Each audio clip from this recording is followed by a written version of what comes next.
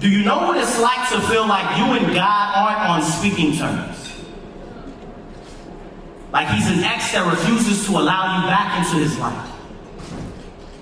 Do you know what it's like to wake up and feel like the beach has a grain of sand for every single time you thought you were worthless? Tell me, do you even know what it's like to wake up and have vultures circle your head on the daily? See, scientists say they have the ability to sense when something's about to die, so I always wondered, how the hell did they know I was contemplating suicide? You ever looked up to the clouds and swore you've seen an image, a contortion of familiarity only to express to your friends and family, and they tell you that you're seeing things, tell you that what you feel is not real, and they question all of your experiences.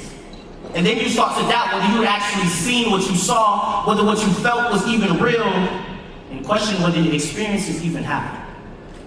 Well, that's the best analogy I have for what it's like to be black and try to open up to your friends and family about being depressed, except you never really say anything.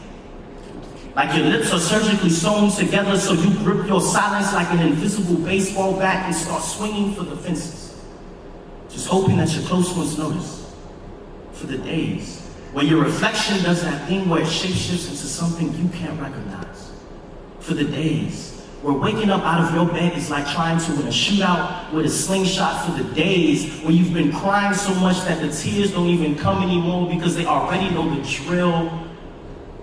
I was 19 when I wrote my first suicide letter, and my mother completely disregarded it and in turn stole the keys to my peace and left chaos under the mat. So let me have it. Tell me that I can't be depressed because you always see me smile, not knowing that my happiness took a leave of absence and left despair as a substitute. That there's nothing wrong with me because you don't see barcodes on my wrists that have me looking like I'm just a number. I'm honestly tired of being told how I feel when in reality I don't feel a goddamn thing. And I hate how mental health is not a thing in the black community, as if our issues are mere magnets on a fridge. Things that we see on the daily but are irrelevant to our entire existence.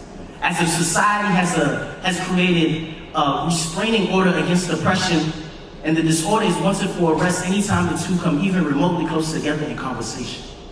I wonder, if a black boy suffers from mental illness but no one around him believes him, does he even stand a chance?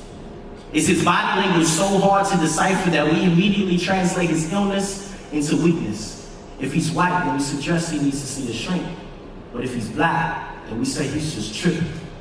A pinata filled with emotionless pain, constantly hit by scarring words. I wonder if one day that black boy will be able to stand up on stage in front of a room full of his peers and pour his soul out, because words have always been his form of therapy.